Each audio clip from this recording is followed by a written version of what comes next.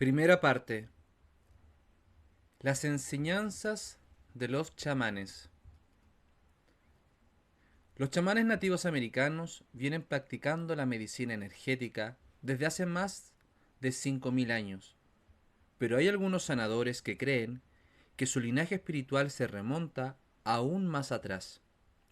Recuerdan historias transmitidas de abuela a nieta que hablan de cuando la Tierra todavía era joven, a pesar de que los primitivos habitantes de América tenían unos complejos conocimientos astronómicos, unas avanzadas matemáticas y una sofisticada arquitectura.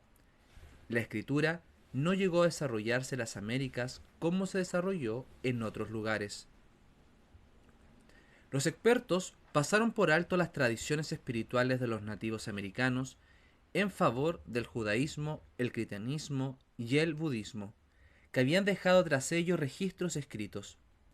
Por ejemplo, mientras que los teólogos occidentales llevan estudiando el budismo desde hace más de 2 siglos, solo en los últimos 40 años ha llegado a emerger un interés serio en el estudio de la espiritualidad nativa americana.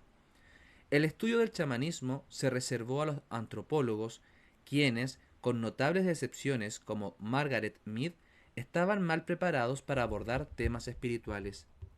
La destrucción indiscriminada a la que se vieron sometidos los indígenas americanos por parte de los colonos europeos llevó a los nativos americanos que sobrevivieron a la reclusión de las reservas, donde los ancianos custodiarían con celo sus tradiciones espirituales. Es comprensible que los ancianos se mostraran reacios a compartir su legado con los dominadores blancos. A los indios del Perú no les fue mucho mejor. Los conquistadores españoles llegaron al Perú en busca de oro, de ahí que no se molestaran demasiado por las tradiciones espirituales incas. Sin embargo, lo que los conquistadores pasaron por alto sería que los misioneros intentarían arrasar. La descarnada banda de buscadores de oro llegaron al continente suramericano, trajo con ella unas creencias que eran incomprensibles para los indios. La primera era que todos los alimentos del mundo pertenecían, por derecho divino, a los seres humanos, concretamente a los europeos, que eran dueños de animales y plantas en toda la tierra. La segunda creencia era que los seres humanos no podían hablar con los ríos, con los animales, con las montañas o con Dios. Y la tercera era que la humanidad tendría que esperar al final de los tiempos para poder saborear el infinito. Nada les podía haber parecido más absurdos a los nativos americanos. Mientras que los europeos creían que habían sido arrojados del mítico jardín del Edén, los indios creían que ellos eran los cuidadores del jardín. Ellos aún hablaban con los estruendosos ríos y con las susurrantes montañas, y todavía escuchaban la voz de Dios en el viento. Los cronistas españoles del Perú escribieron que, cuando Pizarro se encontró con el soberano inca Atahualpa, aquel le regaló una Biblia, diciéndole que aquella era la palabra de Dios. El inca se llevó el libro a la oreja, escuchó con atención durante unos instantes y luego arrojó el sagrado libro al suelo exclamando: ¿Qué clase de Dios es este que no habla? Además de su silencio, a los nativos americanos les confundía sobremanera el género de aquel Dios europeo. Los conquistadores traían con ellos una mitología patriarcal que intimidaba las femeninas tradiciones de los nativos americanos. Antes de la llegada de los españoles, la madre tierra y sus formas femeninas, las cuevas, las lagunas y demás aberturas de la tierra, representaban los principios divinos. Los europeos impusieron el principio divino masculino, el falo o árbol de la vida. Las agujas de las iglesias se elevaban hacia el cielo, mientras que a la femenina tierra ya no se le adoraba ni respetaba. Los árboles, los animales y los bosques podían ser sometidos a todo tipo de saqueo. En la actualidad, seguimos viviendo bajo la garra de esta inconexa visión del mundo. Creemos que si algo no respira, no se mueve o no crece, es que no está vivo. Vemos la energía procedente de la madera, del petróleo o del carbón como un combustible al que podemos dar uso. En el mundo antiguo, La energía se tenía por el tejido viviente del universo. La energía era la creación manifiesta. Quizá la expresión contemporánea más importante de esta creencia la formulará Albert Einstein cuando explicó la relación entre materia y energía con su ecuación E igual a mc al cuadrado. En Occidente nos identificamos con el lado de la materia, que es infinito por naturaleza. El chamán se identifica con el lado de la energía, que es infinito por naturaleza. Existe otra diferencia fundamental entre los antiguos americanos y los modernos. En la actualidad somos personas de preceptos. Somos una sociedad gobernada por normas que se basan en documentos tales como la Constitución, los 10 mandamientos o las leyes que promulgan los cargos electos para dar orden a nuestra convivencia. Cambiamos los preceptos, las normas o las leyes cuando queremos cambiar el mundo. Los antiguos griegos, por otra parte, eran personas de conceptos. No estaban interesados en las normas, sino en las ideas. Creían que una sencilla idea podía cambiar el mundo y que no había nada tan poderoso como una idea a la que le hubiera llegado su momento. Los chamanes son personas de percepciones. Cuando quieren cambiar el mundo, se sumergen en cambios perceptivos que cambian su relación con la vida. Visualizan lo que es posible y el mundo exterior cambia. Este es el motivo de que los ancianos incas se sienten juntos y mediten para visualizar el tipo de mundo que quieren que sus nietos hereden. Uno de los motivos por los que se han guardado tan celosamente las prácticas de sanación energética es porque se suelen confundir con una serie de técnicas, del mismo modo que la medicina occidental se considera a veces como una serie de procedimientos. Creemos, erróneamente, que podemos llegar a dominar la energía sanadora si aprendemos bien sus reglas. Sin embargo, para el chamán no se trata de reglas ni de ideas. Para ellos se trata de visión y de espíritu. Y, aunque las prácticas sanadoras varían de aldea en aldea, lo que no varía es el espíritu. La verdadera sanación es nada menos que un despertar a una visión de nuestra naturaleza sanada y a la experiencia del infinito. 1. Sanación e infinito.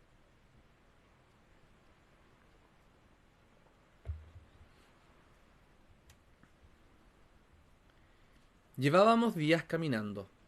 Le dije a Antonio que no me importaría pagar los billetes de un autobús o incluso de un taxi para que nos llevara a donde nos dirigíamos. Pero él no quería saber nada de todo eso. Ni siquiera me habría permitido alquilar unos caballos. Mi pueblo siempre ha caminado, dijo.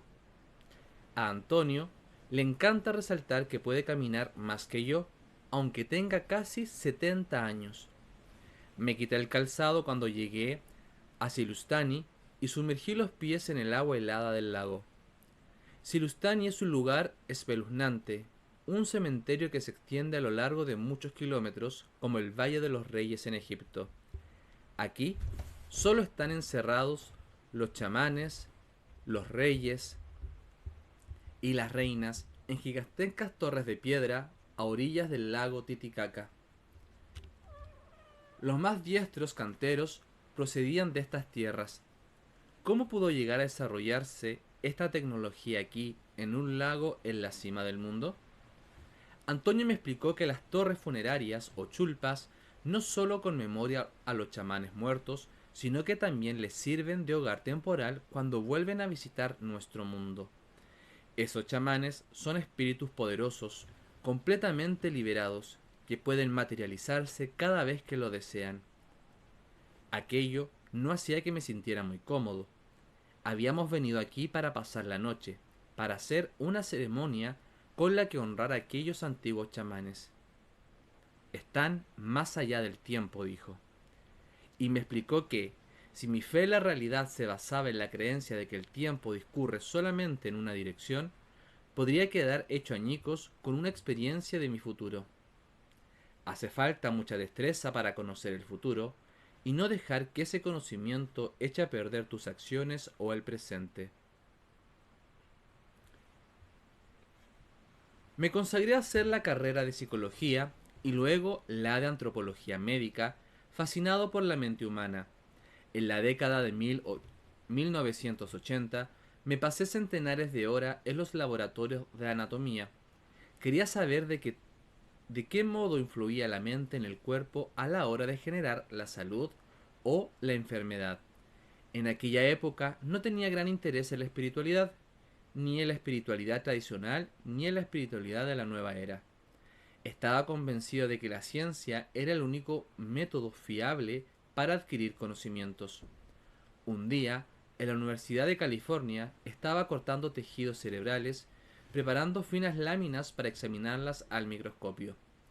El cerebro es el órgano más desconcertante del cuerpo humano.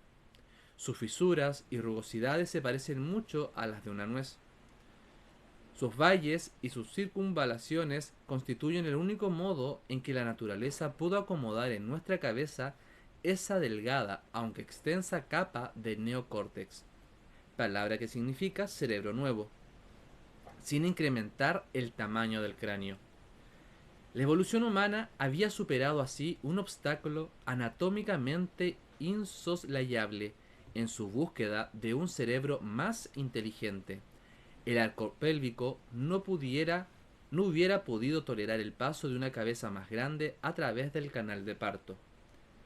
Bajo el microscopio se pueden observar los millones de sinapsis que entreteje cada célula cerebral con sus vecinas en una extraordinaria red de fibras vivientes. Esta red neuronal transmite ingentes cantidades de datos motores y sensoriales y, sin embargo, la fascinación por el cerebro es algo estrictamente occidental. Los egipcios no le daban uso alguno, licuándolo tras la muerte y extrayéndolo del cráneo por sifón, a pesar de que el resto de los órganos del cuerpo se momificaban. La pregunta que nos estábamos haciendo aquel día en el laboratorio era si la mente humana estaría confinada al cerebro, o podría estarlo incluso en el cuerpo. Yo era consciente de que, si el cerebro hubiera sido lo suficientemente simple de comprender, el ser humano habría sido tan simple que no hubiera podido comprender nada. Sin embargo, por meticulosos que fuéramos, examinando aquellas tajadas del cerebro, la mente seguiría eludiéndonos. Cuanto más aprendía del cerebro, más confundido me quedaba con la mente. Yo creía que el ser humano se las había ingeniado para sobrevivir durante 1 millón de años antes de la llegada de la medicina moderna, porque la mente corporal conocía los senderos de la salud. Habíamos sobrevivido a heridas infectadas y a fracturas de huesos mientras intentábamos descender por un barranco en busca de agua. Hasta hace 50 años, ir al médico era más peligroso para la salud que quedarse en casa y dejar que la mente corporal siguiera su curso. A principios del siglo XX, la medicina solo destacaba en el área del diagnóstico. Carecía aún de técnicas sanadoras, de fármacos y de intervenciones quirúrgicas eficaces, que no se desarrollarían hasta la época de la Segunda Guerra Mundial. Por ejemplo, la penicilina, el primer antibiótico práctico, no se llegó a usar hasta 1940, dado el penoso estado en el que estuvo inmersa la medicina hasta el mediado del siglo XX. ¿Cómo pudieron ingeniarse nuestros ancestros para mantenerse sanos durante tantos miles de años? ¿Acaso las sociedades indígenas sabían algo acerca de la mente y el cuerpo, algo sumamente antiguo que hayamos olvidado y que ahora estamos intentando redescubrir en el laboratorio? El concepto de enfermedad psicosomática está ahora bien establecido, pero en sus orígenes estuvo asociado con la hipocondría. Todo eso no está más que en su cabeza. Los verdaderos efectos de la mente sobre el cuerpo están plenamente confirmados por las investigaciones. En cierto modo, todos nos convertimos en verdaderos expertos en el desarrollo de enfermedades psicosomáticas desde épocas muy tempranas de nuestra vida. A los 6 años, Yo era capaz de generar los síntomas de un resfrío en cuestión de minutos cuando no quería ir a la escuela. Las enfermedades psicosomáticas van en contra de cualquier instinto de supervivencia que se haya podido programar en el cuerpo durante 300 millones de años de evolución. ¿Cuán poderosa debe ser la mente para imponerse a todos esos mecanismos de supervivencia y preservación de uno mismo? Imaginen lo que ocurriría si pudiéramos orientar todos esos recursos a generar una salud psicosomática. En las últimas décadas ha madurado enormemente el campo de la psiconeuroinmunología, PNI, que estudia de qué forma los estados de ánimo, los pensamientos y las emociones influyen en nuestra salud. Los investigadores de PNI han descubierto que la mente no está localizada en el cerebro, sino que se difunde por todo el cuerpo. La doctora Candace Pert descubrió que los neuropéptidos, que son moléculas que recorren constantemente nuestra corriente sanguínea, inundan los espacios que hay entre las células y responden casi de inmediato a cualquier sentimiento o estado de ánimo, convirtiendo el organismo entero en una mente vibrante y pulsante. El cuerpo, en su integridad, experimenta cada emoción que tenemos. La brecha entre cuerpo y mente ha quedado resuelta con el descubrimiento de una sencilla molécula. También hemos descubierto cómo funcionan las enfermedades psicosomáticas. Sabemos que, cuando nos deprimimos, cada una de las células de nuestro organismo lo siente, nuestras defensas inmunológicas descienden y nos volvemos más propensos a enfermar. Sabemos que la risa, si no es la mejor medicina, está muy cerca del primer lugar de la lista. Años después de que yo dejara el laboratorio, los investigadores de PNI descubrieron lo que los chamanes ya sabían desde hace mucho, que la mente y el cuerpo son uno. Pero los investigadores pasaron por alto un elemento que es la clave de toda sanación chamánica: el espíritu.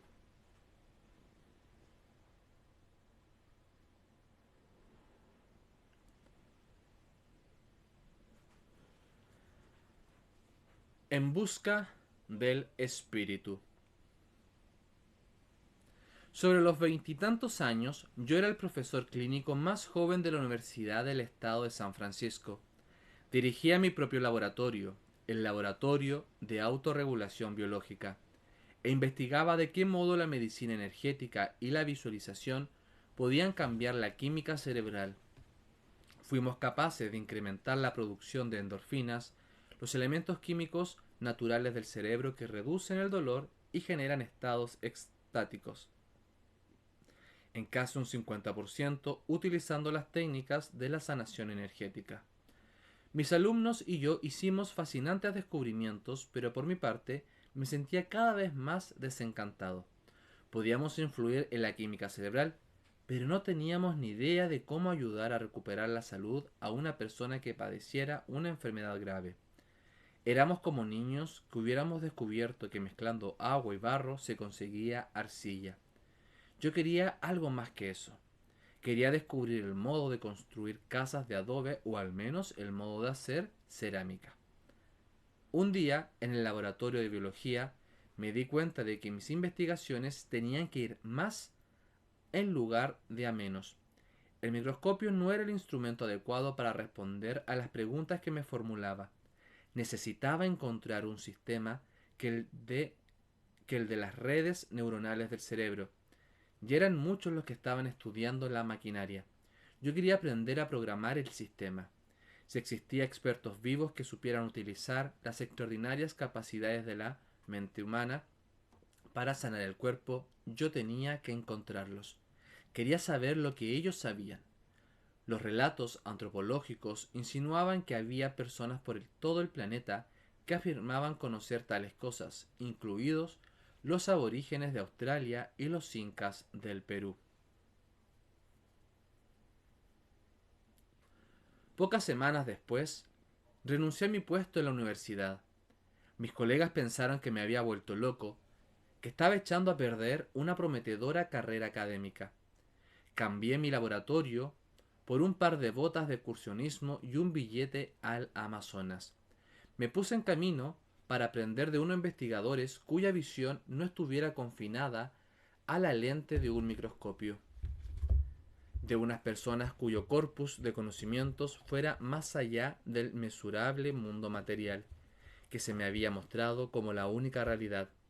Quería conocer a esas personas que sentían los espacios entre las cosas y percibían los hilos luminosos que animaban toda forma de vida. Querían estudiar con investigadores que conocieran el lado de la energía de la ecuación de Einstein. E es igual a mc al cuadrado. Mi búsqueda me llevaría con el tiempo desde las húmedas selvas tropicales del Amazonas hasta las montañas de los Andes, en el Perú, donde conocí a don Antonio, que por entonces tenía más de 60 años. Era un hombre pobre, según los estándares occidentales. No tenía televisión, ni tampoco electricidad, pero afirmaba haber saboreado el infinito. Somos seres luminosos en viaje hacia las estrellas, me dijo una vez don Antonio. Pero para comprender esto, tendrás que saborear el infinito. Recuerdo que sonreí cuando el sanador me dijo que éramos viajeros estelares, que existíamos desde el principio de los tiempos. Pintoresco folclore, pensé yo. Las elucubraciones de un anciano que no termina de aceptar la certeza de su muerte. Yo creía que las reflexiones de don Antonio tenían algo que ver con las estructuras arquetípicas de la psique de las que hablara Carl Jung. Antonio interpretaba sus mitos literalmente, no simbólicamente como lo hacía yo. Pero no le quise decir nada en aquel momento. Pensé que hubiera sido igual de difícil explicarle a mi católica abuela que la Virgen María no había dado a luz virginalmente en realidad, sino que eso era una metáfora del nacimiento iluminado de Cristo, el Hijo de Dios, en el más pleno sentido de la palabra. Ella nunca hubiera aceptado esa explicación. Para ella, el nacimiento virginal era un hecho histórico. Y pensé que ocurriría igual con las reflexiones de don Antonio acerca del infinito. Para ambos, una bonita metáfora se había convertido en un dogma. El mitólogo Joseph Campbell solía decir que la realidad está hecha de aquellos mitos que no podemos ver con la suficiente claridad. Este es el motivo por el que resulta tan fácil ser antropólogo en otras culturas. Todo es transparente para el que viene de afuera, como el traje nuevo del emperador. Hubo veces en que intenté demostrarle a Antonio que el emperador estaba en realidad desnudo, que estaba confundiendo los mitos con los hechos. Pero eso fue hasta cierto día en que estuve a su lado mientras ayudaba a morir a una misionera. Escondido en la ladera de una montaña, el pueblo se había construido alrededor de unas ruinas incas. Los bloques de granito de las paredes de la ciudad se habían tallado con tal pericia y encajaba tan bien que sólo con la fricción podrían haber estado en su lugar durante siglos. Cerca de los límites del altiplano, los incas habían construido una aldea, un puesto avanzado de su civilización. Ahora, 1000 años después, sus descendientes vivían entre las ruinas, cultivando las terrazas que caían por la ladera desde el pueblo.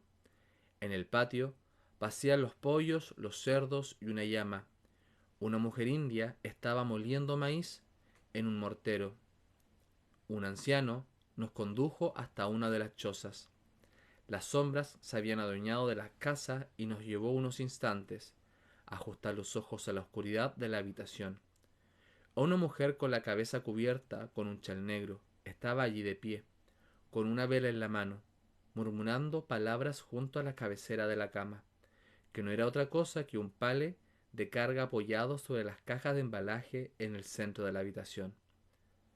Sobre el pale yacía una mujer, cubierta con una manta india hasta la barbilla. Era imposible saber su edad, porque estaba muy demacrada. Estaba amarilla por la ictericia, y la piel se le tensaba sobre los huesos de la cara, con los tendones del cuello notablemente marcados. Tenía el cabello corto y cano, y los ojos perdidos en el techo, desde el fondo de su cuenca hundida. Estaba inmóvil, sin señal alguna que revelara conciencia, nada que demostrara que supiera que estábamos allí. Antonio se volvió y miró, levantó la vela, y yo me adelanté y la tomé. Le pasó la mano por la cara a la mujer, que seguía con los ojos fijos en el techo. Llevaba en torno al cuello un rosario cuyo crucifijo de plata yacía sobre su pecho. Una misionera, susurró. La trajeron hace 2 días los indios de abajo, dijo señalando a la ladera y más allá hacia la jungla. Nada, morirá esta noche. Lo único que podemos hacer es ayudarla a liberar su espíritu. 20 o 30 velas habían transformado la choza de lodo y paja en una especie de capilla. Me senté sobre un saco de cascarilla de cereales junto a la puerta y me dediqué a observar a mi compañero, sentado en el otro extremo de la habitación. La habitación se mantenía caliente gracias a las llamas de tantas velas, aislada del frío de la noche por los gruesos muros de adobe. Antonio se acercó a la cabecera de la cama y con una delicadeza exquisita levantó la cabeza a la mujer y le quitó el rosario. Se lo puso en la palma de la mano izquierda y le cerró los dedos en torno a él. Luego Antonio me hizo señas para que apagara las velas. Me acerqué hasta el pequeño saliente que discurría a modo de estandarte por las paredes de la habitación, mientras el anciano indio entonaba una canción entre murmullos. Miré a Antonio por encima del hombro. Tenía los ojos cerrados, con la mano en la frente de la mujer, y sus labios se movían de forma casi imperceptible. 3 velas iluminaban la habitación, y su humo se cernía en el aire. Don Antonio puso las manos a 2 o 3 centímetros del pecho de la mujer. Con los dedos índice y corazón extendidos, empezó a trazar círculos en dirección contraria a las manecillas del reloj, alejando poco a poco la mano mientras seguía trazando espirales en el aire lleno de humos. El chakra del corazón. Lo hizo 3 veces y luego comenzó a hacer lo mismo en el tercer chakra, empezando a 1 centímetro de su piel sobre el plexo solar. Trazó un círculo perfecto de 7 u 8 centímetros de diámetro, lentamente y luego más rápido, girando hacia arriba y alejándose. Más tarde llevó la mano al hoyo que se formaba debajo de la garganta de la mujer, al estómago, a la frente y finalmente a la parte superior de la cabeza. Mira, dijo.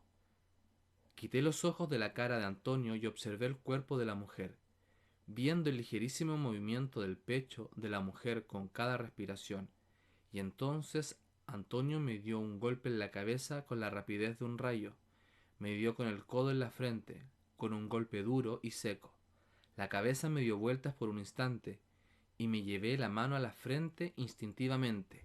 «Mira», dijo. Fue un instante nada más, algo resplandeciente a lo largo del cuerpo de la mujer, algo lechoso y traslúcido a 2 o 3 centímetros del cuerpo. Cuando me di cuenta, ya había desaparecido. Antonio me agarró firmemente del brazo y me llevó a la cabecera de la cama. «Mira ahora». Desenfoca. Allí estaba. Desenfocado, pero estaba allí.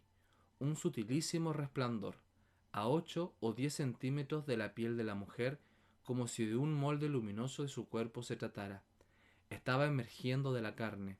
Tenía que concentrarme en no enfocar la vista y sentí un involuntario escalofrío recorriendo la espalda.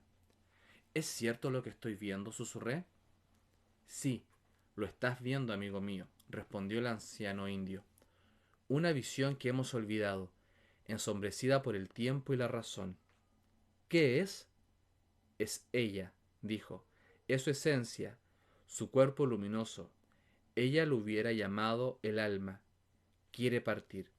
Antonio estuvo trabajando con la mujer durante otra hora más. Repitió el proceso que había presenciado antes, lo repitió con la misma paciencia e intensidad, sin dudar en ningún momento, entregado a su trabajo. Luego se inclinó sobre la cabeza de la mujer, con los labios a menos de 2 centímetros de su oído, y susurró algo, y de repente su pecho palpitó y resolló mientras el aire entraba por su boca hasta los pulmones. Lo aguantó unos instantes. «Exhala». Y hubo un largo resuello, como un fatigoso suspiro, mientras su último aliento salía de su pecho a través de la boca abierta.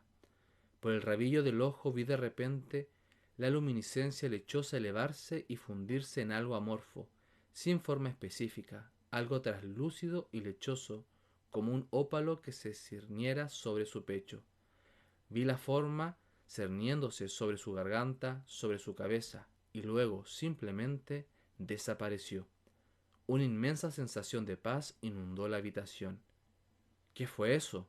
Mi voz era un susurro, lo que los incas llamaban el viracocha. Antonio le cerró los párpados con los dedos. Me alegra que los hayas visto.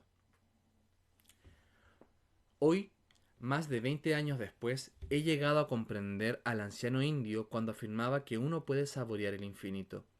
He aprendido que la experiencia del infinito puede sanarnos y transformarnos y también liberarnos de las cadenas temporales que nos mantienen sujetos al malestar, la vejez y la enfermedad. En el transcurso de 2 décadas con los chamanes en la jungla y las altas montañas de los Andes, descubriría que soy mucho más que carne y huesos, que estoy forjado de espíritu y de luz. Esta comprensión reverberó en todas y cada una de las células de mi cuerpo, y estoy convencido de que cambió mi manera de sanar, mi manera de envejecer y la manera en que moriré. La experiencia del infinito se halla en el núcleo del proceso de iluminación, la práctica sanadora esencial de este libro.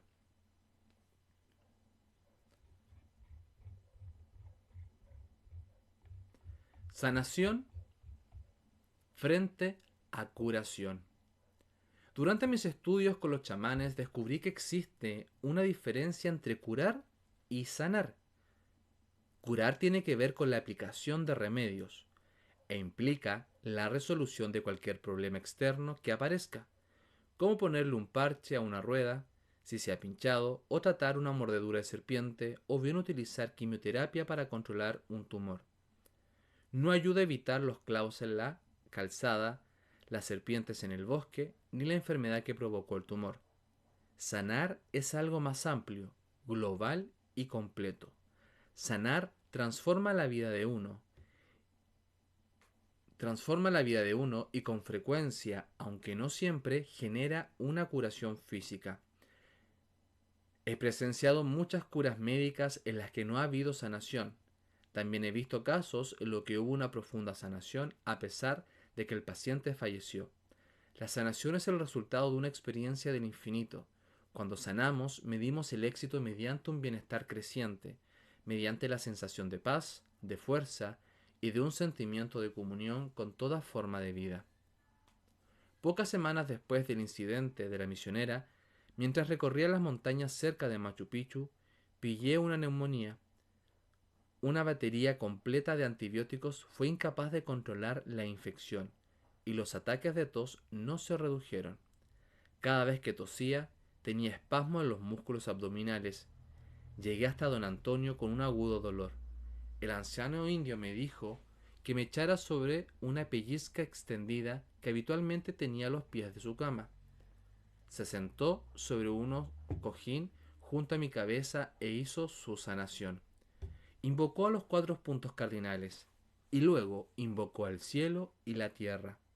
Después levantó los brazos como si estuviera apartando el aire por encima de su cabeza y los bajó lentamente a ambos lados, igual que si estuviera expandiendo los bordes de una burbuja invisible.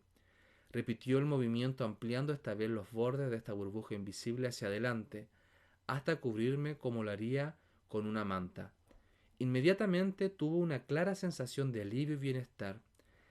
La cháchara de mi mente cesó y me deslicé en un estado de quietud y serenidad que solo había sentido anteriormente durante la meditación.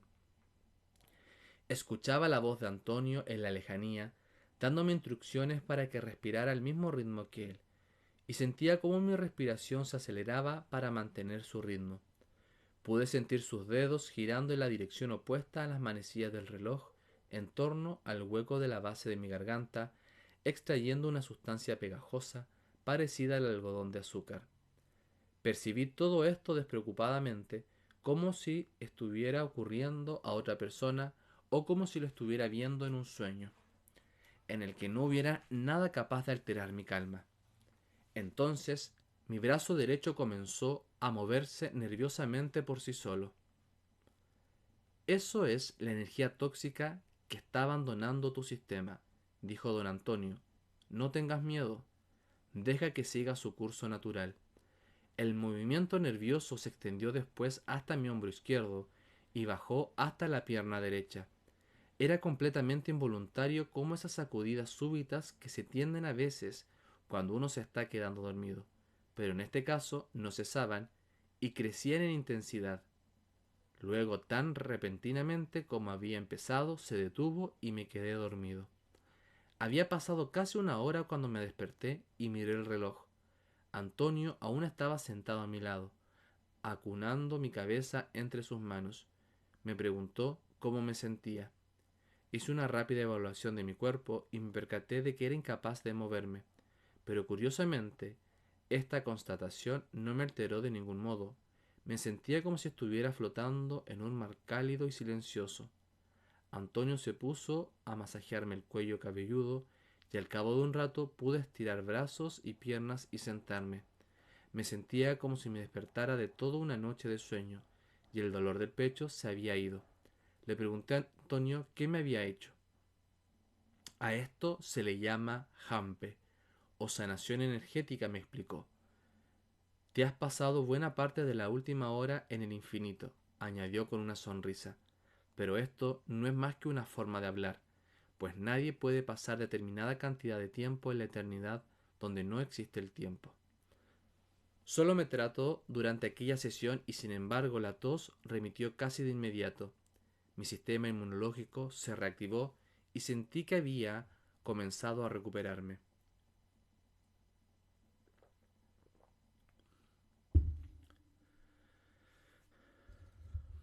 Pero aún más importante fue la sanación profunda que tuvo lugar y que iba más allá de la mera cura.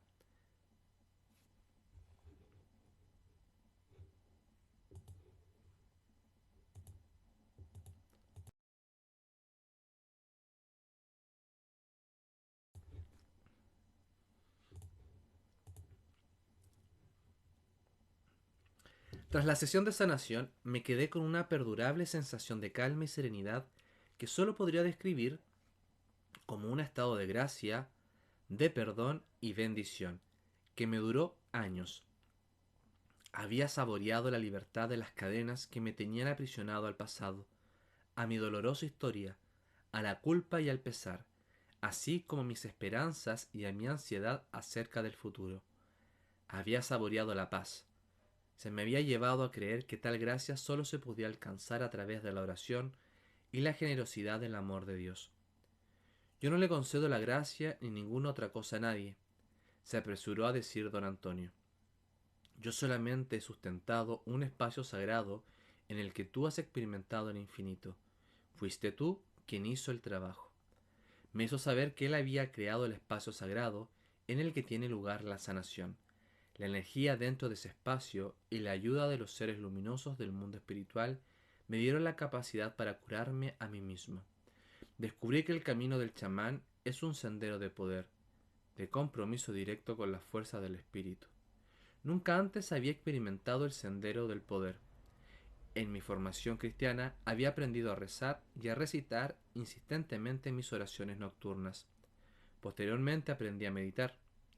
Tanto la oración como la meditación siguen siendo aspectos importantes de mi vida actual, pero el sendero del poder es diferente.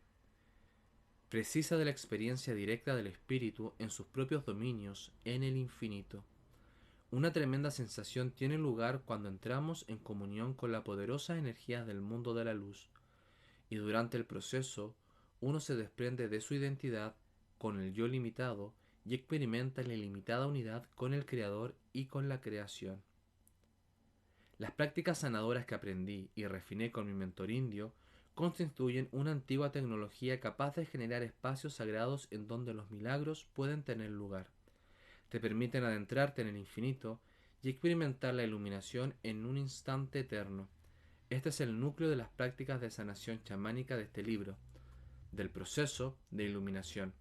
Cuando entramos en el infinito, el pasado y el futuro desaparecen y solo queda el aquí y el ahora. Ya no estamos atados a las dolorosas historias de nuestro pasado y nuestra historia deja de escribir el guión de nuestro futuro. No es que se les pase un trapo limpiador mágico al pasado. Las pérdidas, el dolor y el pesar por los que hemos atravesado permanecen solamente como recuerdos. Ya no definen quién eres. Nos damos cuenta de que no somos nuestra historia, y la experiencia del infinito rompe en pedazos la ilusión de la muerte, la enfermedad y la vejez. No se trata solo de un proceso psicológico o espiritual. Cada célula de nuestro cuerpo recibe la información y se renueva con ello. El sistema inmunológico se libera de las bridas mientras se acelera enormemente la sanación física y emocional. Los milagros se convierten en algo ordinario y las remisiones espontáneas, esas misteriosas y desconcertantes curas que confunden a la medicina, se convierten en algo común. En presencia del infinito podemos experimentar lo que fuimos antes de nacer y lo que seremos después de morir. El chamán con el que aprendí creí que era capaz de rastrear a través del tiempo su naturaleza luminosa, lo que nosotros llamamos alma, del mismo modo en que podía seguir el rastro de un ciervo en el bosque. Decía que había seguido los hilos luminosos de su ser hasta el Big Bang, en el comienzo del tiempo, y también hacia el futuro, saboreando en qué se iba a convertir, y aún más allá, hasta el momento en que el universo retorne de nuevo a esa singularidad de la cual fue creado. La experiencia del infinito no debería confundirse con la eternidad. Eternidad significa un número interminable de días. La eternidad está sujeta al tiempo, al envejecimiento y a la muerte. El infinito es anterior al propio tiempo y ya existía antes de que éste naciera. Y dado que nunca nació, el infinito es imperecedero. Nuestro yo infinito es anterior a la vida y a la muerte, y nunca entra en la corriente del tiempo. No nació con tu cuerpo, y no morirá cuando tu cuerpo perezca. En el infinito, uno sale del tiempo lineal y entra en lo sagrado. Y dado que deja de identificarte dentro del tiempo exclusivamente, y con una forma física que envejece y perece, la muerte ya no amenaza el fin de tus días. Este estado de liberación se encuentra en el corazón de muchas de las tradiciones místicas del mundo, y los chamanes descubrieron las metodologías prácticas para alcanzar tal objetivo. Mi mentor entendía que su naturaleza luminosa era perdurable. Nosotros queremos creer que esto es cierto, incluso sospechamos que lo es, pero muy pocos lo sabemos con certeza. El hecho de leerlo en un libro no sirve de nada. Antonio me explicó en cierta ocasión que, para el chamán, existe una gran diferencia entre adquirir información y tener el conocimiento real. Información es comprender que el agua se compone de dos átomos de hidrógeno y un átomo de oxígeno, H2O. Conocimiento es comprender, aprender la naturaleza del agua hasta tal punto que puedas hacer llover. Con los años, don Antonio y yo desarrollaríamos y refinaríamos el proceso de iluminación, que se fundamentaba en unas prácticas sanadoras que los conquistadores y la Iglesia casi habían llegado a destruir. El proceso de iluminación nos permite saborear el infinito y renovarnos desde la fuente que anima y da forma a toda vida. Evidentemente, si te haces un corte en la espinilla, no necesitas tener una epifanía espiritual. Simplemente te limpias la herida y te la vendas. Pero si tu sistema inmunológico no responde, o si alguien amado se está enfrentando a una enfermedad que amenaza su vida, o bien si estás respirando una y otra vez los mismos patrones dolorosos de vida, quizás sea el momento de mirar más allá de lo concreto, más allá de lo infinito, y de introducirse en una práctica sanadora fundamentada en la experiencia del infinito.